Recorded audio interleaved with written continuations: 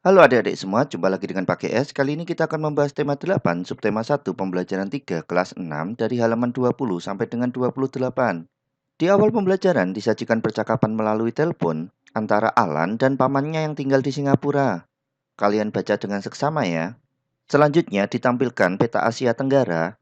Nah, untuk menghafal nama-nama negaranya, kita bisa menghafal dengan Vina dan Sinta main ke villa baru kami di Timor, yaitu Filipina, Singapura, Thailand, Malaysia, Indonesia, Vietnam, Laos, Brunei, Kamboja, Myanmar, dan Timor Leste.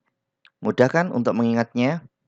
Kemudian di halaman 22 disajikan sebuah bacaan berjudul Kawasan Asia Tenggara.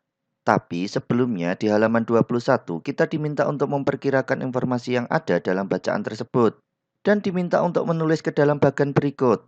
Di sini pakai SIC seperti ini. Informasi yang mungkin muncul adalah letak Asia Tenggara, keadaan alam Asia Tenggara, karakteristik geografis wilayah Asia Tenggara, negara-negara di Asia Tenggara, dan iklim di wilayah Asia Tenggara. Setelah itu, kalian baca teksnya ya untuk menentukan apakah isinya sesuai dengan perkiraan kita. Selanjutnya di halaman 23 kita diminta untuk menyebutkan nama-nama negara di kawasan Asia Tenggara. Ada 11 negara yaitu Filipina, Singapura, Thailand, Malaysia, Indonesia, Vietnam, Laos, Brunei, Kamboja, Myanmar, dan Timor Leste. Sekali lagi untuk menghafalnya cukup hafalkan kalimat Vina dan Sinta main ke villa baru kami di Timur. Nah, selanjutnya kita diminta untuk membandingkan informasi yang kita perkirakan sebelum membaca teks dan informasi yang kita peroleh setelah membacanya. Di sini pakai contohkan seperti ini. Ini merupakan perbandingan antara sebelum dan sesudah membaca teks. Silakan kalian pause videonya untuk membaca lebih teliti. Kemudian hasil perbandingan keduanya adalah beberapa persamaan diantaranya tentang kondisi negara-negara di kawasan Asia Tenggara secara geografis. Sedangkan perbedaannya antara lain adalah letak Asia Tenggara juga dibahas secara astronomis dan geografis. Sedang perkiraan sebelum membaca adalah secara geografis saja. Perbedaan lainnya adalah akibat letak geografis terhadap cuaca dan kesuburan tanah. Selanjutnya disajikan informasi mengenai keadaan negara Singapura. Kalian baca dengan teliti ya.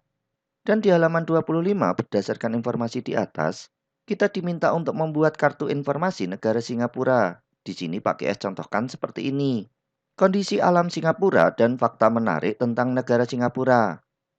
Silakan kalian pause videonya untuk membaca lebih teliti. Dan jika ada pertanyaan, silahkan tanyakan di kolom komentar ya.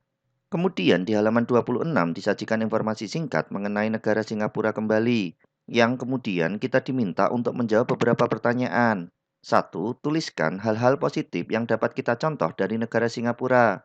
Kedisiplinan masyarakat Singapura dalam menjaga kebersihan, kesadaran akan pentingnya kebersihan lingkungan, membuat peraturan yang ketat demi kenyamanan dan kebersihan negara, dan memberikan sanksi yang tegas bagi siapa saja yang melanggar peraturan.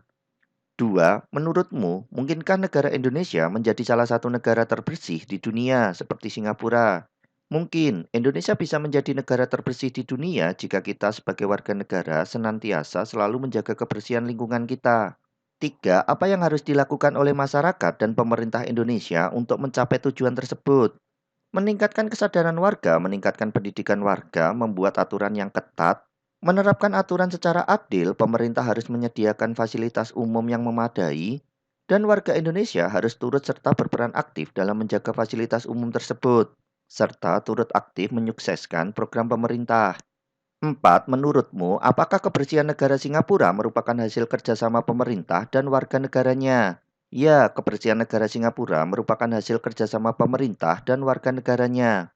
Terakhir, kita diminta menuliskan kewajiban kita di rumah dalam menjaga lingkungan agar tetap bersih. Di sini pakai S contohkan, mematuhi nasihat orang tua, menjaga kebersihan di lingkungan rumah, menanam dan merawat tanaman di sekitar rumah, serta membuang sampah pada tempatnya. Nah, cukup sekian pembelajaran bersama Pak GS kali ini dan sampai jumpa di pembelajaran selanjutnya.